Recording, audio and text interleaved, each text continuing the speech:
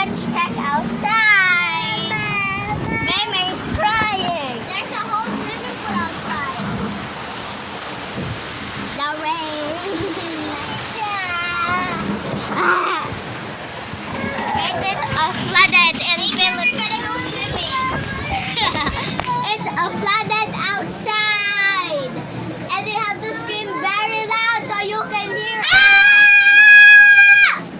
Not that loud.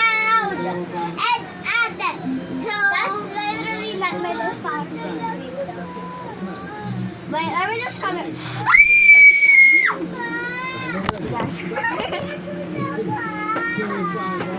It's raining. It's gonna flood over here.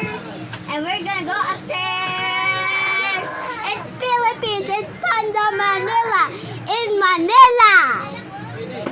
In Philippines.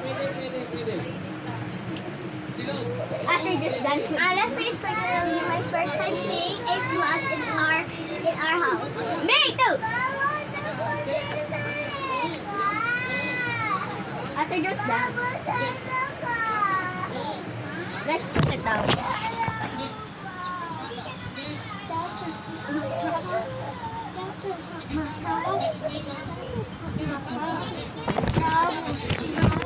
Sarah, what the heck? Why are you crying? It's just not my problem. That's just not my problem. That's just not my problem. That's just not my problem.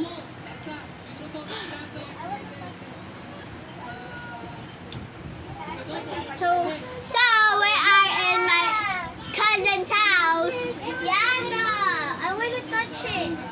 You want to touch it? Then touch it. Oh, my feet is really wet. I will touch it.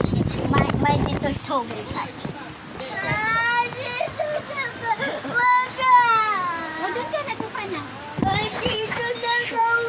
It's so cold.